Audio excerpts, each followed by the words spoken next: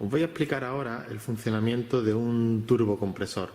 El turbocompresor, en este caso de un vehículo diésel, pero el funcionamiento en un gasolina es exactamente igual. El turbocompresor aprovecha la energía cinética de los gases de escape que salen por la parte de la turbina, en este caso por aquí. Los gases de escape de los cilindros, en este caso un 4 cilindros, salen por aquí a la velocidad dependiendo de las revoluciones del motor. A bajas revoluciones salen más despacio y a elevadas revoluciones mucho más rápido. A su paso por la turbina, antes de salir hacia el escape, los gases de escape intercambian movimiento, la energía cinética del gas de escape intercambia un movimiento con la turbina. Es decir, los gases de escape van a mover la turbina y esta misma turbina, al final de este eje, es solidario con la parte del compresor, que está en la parte de abajo. Es decir, los gases de escape salen, mueven la turbina y por la parte del compresor se comprime el aire de admisión que viene procedente del filtro para meterlo en el colector de admisión a una presión más elevada que la atmosférica, aproximadamente hasta 1,2 kg, 1,2 bares por encima de la atmosférica. Bien, como ya sabéis, los turbos de geometría variable se utilizan para compensar el soplado del turbo desde unas revoluciones bajas a unas revoluciones altas o de máximas revoluciones del motor. Fijaros, la geometría variable del turbo es esta que tenéis aquí. Estos son los álabes y esta es la turbina. Entonces se le llaman los álabes o la geometría variable. Llevan una corona y esa corona va con una varilla sujeta, en este caso a un motor eléctrico. Podría ser un pulmoncito de vacío. Independientemente de cómo se actúe sobre el turbo, nosotros lo que tenemos es lo siguiente. A bajas revoluciones, cuando el motor gira lento, el gas de escape que sale por el colector sale a una velocidad lenta. Cuando pasa por la turbina, esta ruedecita, ¿vale?, el eje de la parte de la turbina, la girará despacio. Por lo tanto, la parte del compresor comprimirá a poca presión, porque esto gira lento. Para compensar esa falta de soplado en bajas revoluciones existe la geometría variable. Fijaros, cuando nosotros tenemos el vehículo parado, tenemos esta posición, varilla hacia abajo o hacia arriba, depende cómo esté colocado el turbo. Si os fijáis, el aire de escape va a pasar a través de los álabes antes de incidir en la turbina. ¿Veis? Ahora mismo tenemos la máxima separación entre álabes. De aquí a aquí hay la máxima separación, mayor sección. Esta sería la posición de reposo con el contacto quitado, motor parado, es decir, la posición de varilla en reposo. En el momento que nosotros arrancamos el vehículo a ralentí, bien el motor o bien mediante una válvula de vacío, la varilla se mueve hacia el extremo superior, hacia el extremo opuesto. Dependiendo de cómo esté puesto el turbo, será hacia arriba o hacia abajo. El caso está en que esta geometría, estos álabes, se han cerrado. Al cerrarse, fijaros, el aire procedente del escape va a pasar ahora por una sección muy pequeña, que sería esta en medio de los dos álabes, o entre cada álabe. Es una sección muy pequeña. Al disminuir esta sección de paso, el aire que viene se acelera porque la sección del paso es menor. Al acelerarse, el aire entra con mayor velocidad a la turbina y por lo tanto la hace girar más rápido para las mismas revoluciones del motor. Es decir, para unas revoluciones de ralentí o bajas, los álabes estarán en su posición de cerrados. Para que el aire se acelere debido al estrechamiento entre los álabes, se le obliga a pasar a través de los álabes con una reducción de sección considerable, y al haber menos sección el aire se acelera y la turbina gira más rápido, ¿vale? Conseguimos girar más rápido. Es lo mismo que cuando vamos a regar en un jardín con una manguera, lo que hacemos es que aplastamos la punta del tubo.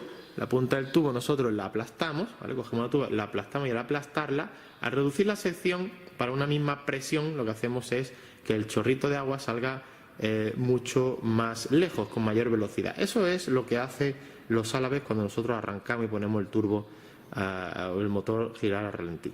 Pero fijaros qué curioso, a medida que el motor sube de vueltas, ¿vale?, a medida que se va soplando, va aumentando la velocidad de los gases de escape del motor. ¿Por qué? Porque cuando subimos de revoluciones, pues el gas de escape sale cada vez más rápido. Como sale más rápido, la unidad de mando, mediante un motor eléctrico, mediante un pulmón de vacío, lo que tiene que hacer es ir compensando ese exceso de soplado, abriendo la sección de los pasos del árabe. Entonces es lo mismo que si nosotros estamos regando en el jardín con una tubería con el estrechamiento en la punta, si de repente me dan más presión del circuito de agua, si me dan mucho más paso de presión a esa manguera, para llegar con la misma longitud de chorro tenemos que abrir el paso, aumentar la sección. En definitiva, a mayor sección se baja la velocidad. ¿Por qué hace eso la unidad? Pues porque si aumentamos las revoluciones y sube la velocidad del gas de escape, tenemos que ir compensando la presión de soplado para que el soplado del turbo no se exceda. En definitiva, si nosotros tenemos el vehículo a ralentí, tendremos la geometría en esta posición y conforme aceleramos la varilla va limitando la presión del turbo, abriendo la geometría variable. En el momento que cambiamos de marcha y necesitamos volver a soplar para que las revoluciones, las bajas revoluciones con el cambio de marcha consigan la mejor soplado, pues la unidad vuelve a reducir la sección y la va controlando. Este movimiento que hace la unidad de mando del motor, bien de forma hidráulica o de forma eléctrica, máximo soplado, mínimo soplado, y lo va regulando constantemente, no es todo nada. La unidad va controlando la posición de la geometría en función de la presión del turbo deseada para las revoluciones del motor indicadas. Pues este movimiento solo es posible si el pulmón, si fuera por el pulmón y el sistema de vacío está correcto, si el motor eléctrico está bien y sobre todo, y más importante, si la geometría no se queda agarrada. Un fallo muy común de los turbos es que esta geometría gira con dificultad por el movimiento por el impedimento a moverse de la propia carbonilla, y al tener carbonilla, pues obviamente lo que hace es que no se la puede llevar a su posición. ¿Cuál es uno de los fallos más comunes de los turbos? Pues que nosotros arrancamos el vehículo, el vehículo sale con potencia, está en posición de máximo soplado. Conforme aceleramos, la unidad tiene que llevarse los álabes a presión baja, o sea, es decir, controlando la presión con el exceso de revoluciones, pero esta varilla no la puede mover porque se está quedando agarrada. Al quedarse agarrada y no poder llevarse la presión de forma controlada, la unidad, ante un exceso de presión de soplado, la unidad lo que va a hacer es limitar la inyección.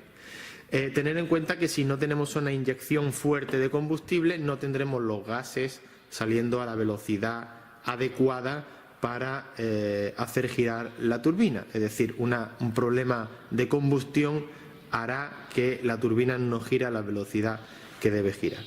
Suponiendo que todo está correcto, en este turbo podemos ver que quien lo mueve es este motorcito que lleva un sinfín y una media luna. Esa media luna lo que va a hacer es mover esta bielecita que hay aquí abajo, que engancha con la varilla y sería la encargada de hacer este movimiento. ¿Veis? Carga, descarga. Máximo soplado, mínimo soplado.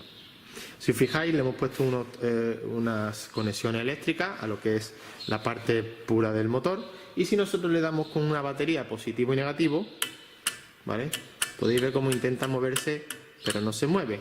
Le podemos cambiar la polaridad por si estuviera en un extremo. Si le cambiamos la polaridad, intentará girar en el sentido contrario. ¿Veis? Está totalmente agarrado. Bien, este es el motivo por el cual la mayoría de los turboelectrónicos suelen caer. El sinfín, que es una parte de plástico, el calor del propio turbo lo suele deformar, y aunque el motor intenta moverse, el sinfín está totalmente bloqueado. Entonces la unidad quiere llevarse el soplado a la posición adecuada, pero ordena el motor y el motor no mueve la varilla. ¿Cómo sabe la unidad que hay un problema? Bien, por el sensor de presión del turbo, que no alcanza la objetiva o la deseada, o bien porque el eje que mueve la varilla lleva un sensor de posición para la unidad electrónica del turbo, que sería esta de aquí, la unidad que controla el turbo, y le indicará que hay un problema del turbocompresor, de la posición de la varilla. Estas partes que veis aquí en el eje es la que le indica a este captador de la unidad la posición en la que está la varilla. ¿Ok?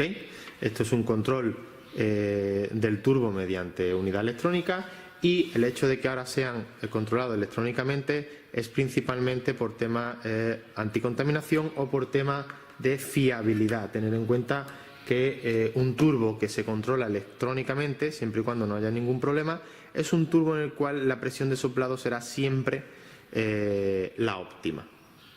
Bien, os voy a enseñar la parte de la, si habéis entendido cómo funciona el soplado de un turbo y su control de presión, vamos a ver ahora lo que sería la parte de la caracola de admisión.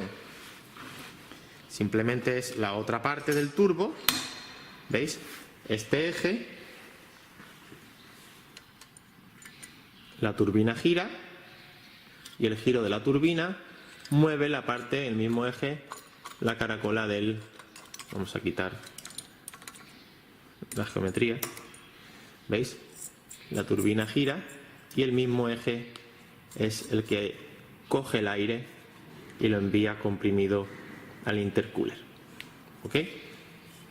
Bien, pues estos son los turbos de geometría variable controlados electrónicamente, y esta es la explicación de cómo funciona un turbo y por qué suelen fallar por exceso de presión o por falta, principalmente por fallo de la geometría variable. Bueno, ya hemos visto un turbo de geometría variable de forma eléctrica, pero es más común encontrar turbos de geometría variable que son neumáticos, es decir, tienen un pulmoncito de vacío y se les proporciona vacío al pulmón, la membrana tira de la varilla está debajo de esta membrana, no la podemos ver ahora mismo, ¿vale? Pero lo que sabemos es que un turbo, para que empiece a soplar bien, la geometría al arrancar tiene que cerrarse. Para cerrarse, la corona tiene que girar y para ello la varilla tiene que moverse hasta un tope. La forma eléctrica lo hace un motorcito y en este se hace por vacío. Pero para que eso ocurra, le tiene que llegar un buen vacío a la membrana del turbo. Ese vacío viene por este tubo de la electroválvula de control del turbo, que mediante señal de onda cuadrada, la unidad le manda un pulso de masa variable, generalmente es onda cuadrada de masa, y dependiendo del ciclo de trabajo o duty, mandará más o menos vacío. El vacío que manda hacia la membrana viene proporcionado por el depresor. Este es el depresor que mecánicamente genera vacío, es una bomba de vacío y alimenta con vacío a la electroválvula del turbo. Esta es la famosa N75 del grupo VAS, que solo el grupo VAS le llaman N75, la electroválvula de control del turbo. Bien, para que cuando nosotros arranquemos la varilla se vaya hasta arriba y el turbo salga soplando, en primer lugar tenemos que tener vacío proveniente del depresor, 1 kilo, y luego la electroválvula debe ser gobernada para mandar ese vacío hacia la membrana, ¿vale? Entonces, lo que vamos a hacer lo primero es mediante un MITIVA. MITIVA es un reloj que mide el vacío aplicado, bueno, también mide presión, en este caso lo tenemos puesto en vacío. Lo que vamos a hacer es desconectar lo que viene del depresor, lo desconectamos y vamos a ponerle aquí un tubito. Me busco un tubo, aquí ya tenéis que tener ciertas herramientas, conectores, y conectamos el MITIVA a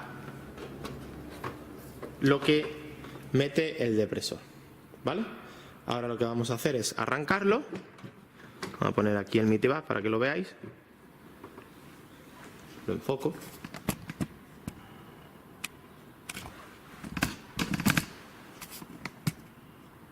¿Vale? Acordaros que estamos viendo el vacío proveniente del depresor. Ahora mismo el turbo no se va a mover. ¿Por qué no se va a mover? Porque le he soltado el tubito, ¿vale? Entonces yo lo voy a arrancar, a ver que esto no se caiga ahí. Lo arrancamos y eso se tiene que ir a un bar de vacío.